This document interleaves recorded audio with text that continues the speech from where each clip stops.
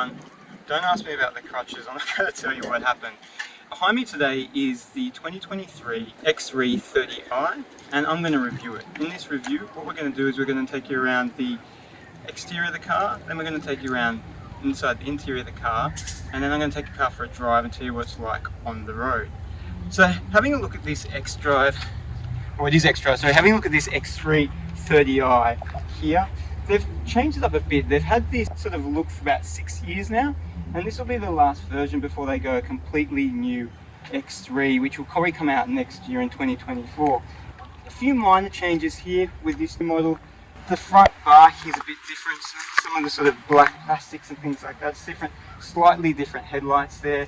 The LED, when they're on, the day running lights look a bit different there, but besides that, you've still got your standard sort of looking BMW grille there, and it still looks like pretty much most of the other X3s that came out over the last 6 years from the front.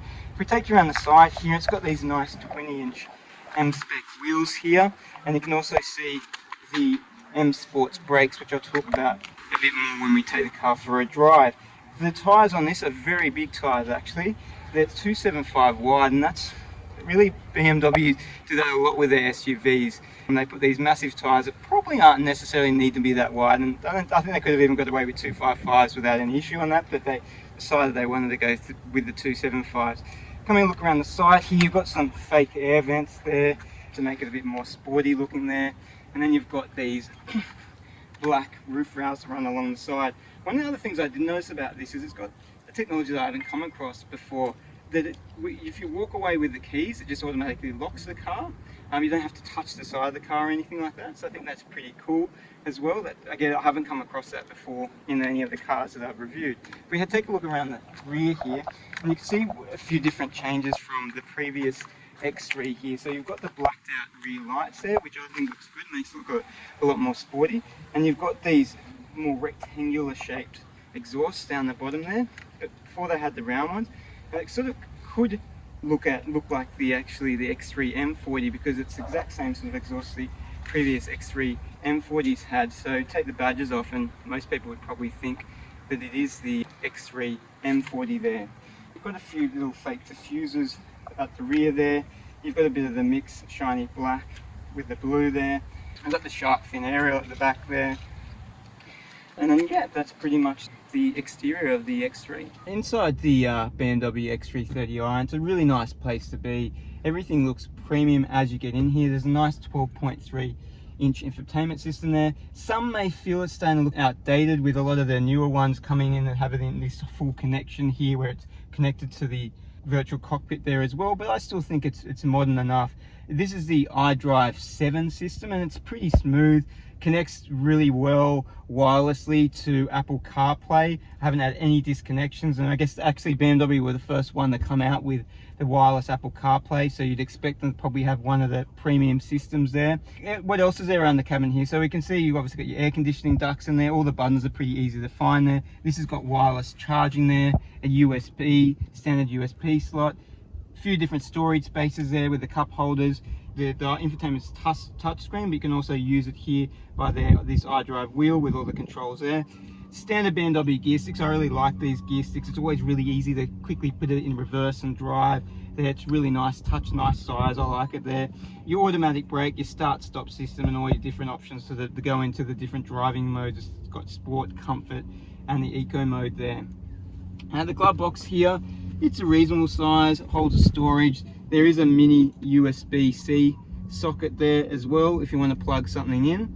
And the seats on this, they're very comfortable there. I thought they look a bit unassuming though, but it's very good quality leather as you would expect here.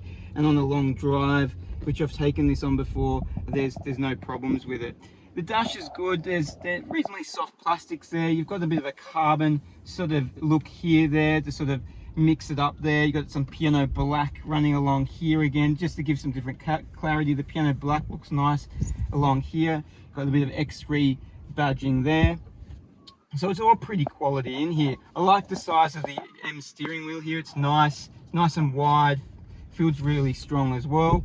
And I'll quickly show you the virtual cockpit here. So the virtual cockpit here is probably not as good as the Audi specs ones, but still reasonably well. They don't do as good a job as trying to fit everything on that virtual cockpit as Audi would do. So you've really got basic settings. So I'll just quickly turn it on here, and then we'll see, I'll show you what different options here. It's not a massive amount of options. So just turn it on there. And then on the right, you should see just a few different changes there. So if I change it here, you can see the refueling. You can have a bit of a map background there, and you can see it shows your Newton meters and kilowatts there. A bit of a G chart there, how many Gs you're doing if you're driving around corners. And then just if you've got any entertainment services there, or then back to the gear selection there. So that's pretty much in there, but I think it's not as good as the Audis, but good enough there. Steering wheel controls are pretty obvious, pretty easy to find everything. You've got these Tiptronic here that you can use as well if you feel like you want to go into a sporty mode there. All right, well, let's take you around the rear of the car. So I'm not going to hop in the car because I've got 2 car seats, and I'm not even going to try and attempt with my foot the way it is to try and even hop in that middle seat, but it gives you a good understanding of how much room you've got in here. So you've got 2 child seats. You can still use that middle seat. It would be a bit tight sitting in there, but I own the Audi Q5, and I find, even though this is said to have a less room in the rear here, I feel like it's got a bit more room than that, or at least feels like it's got a bit more room in here. I noticed that the center area doesn't come up as much here as compared to the Audi there, but still, obviously, you still lost a bit of room with the drive shaft running through there. You've got your controls here, so it's actually tri-zone climate control there, so you can control it at the back here, and then you've got 2 USB charge points there as well. The leather seats in the back here are nice, and you've also got some cup holders here which will slowly pop out there, which if you can put drinks in there as well, and you can see it's still opening with those 2 quite large child seats. That's the rear seats here. What we'll do is we'll take a look at the boot space. I won't hop in the boot like I normally do in my reviews because it's going to be a bit hard to get in the boot with my leg in a boot. But having a look at the back here, it's a good amount of space. It's a 550 litre boot space, and it's probably one of the leaders in the mid-size SUVs in terms of space here, because it's quite tall as well. That space is really well utilised, and often with these SUVs you've got these lips that come out here that sort of sacrifice some of that, but with this it's very easy. You can just slide things in and out. You've got some storage pockets there, and if I open this up, you can see that there's some more storage down there. I don't know if there's any spare tyre in the back here. Underneath here, no, you'll just get a puncture kit, so you won't get any spare tyre in there. There's nothing else there. These seats will fold down 40-20, so if you need more cargo space you can. You've got these little rails there to tie things to as well. So that's boot space. If we go out here, we can actually close the boot here, so it's got the automatic close there by just pressing it. Comes down pretty smoothly, no issues there at all. Inside the X3, driving it now, it's a very comfortable place to be. The first thing you notice is visually it's very good. They've got these really big windows right around the car, which give you a good sense of being able to see all around you, and you don't really have any blind spots or anything like that. Once driving it, that luxury sort of, you feel straight away. Just tightened up the seatbelt for me there just to make sure I was tight and safely in there. And then the cabin's really quiet. I've done a great job with the sound deadening there, and the ride quality is very good as well. It rides really smoothly. You don't feel any of the really harsh bumps or anything like that. It's all quite smooth there. In terms of the technology in this car's got a lot of technology as standard, which is great, because the European cars, they tend to try and slap you with these extra costs to have technology that comes as standard with some cheaper Asian built cars, which is a bit crazy, but they haven't done this with this X3. So it's got pretty much all those safety features that you'd expect, like the vegetation alerts, the cross traffic alerts.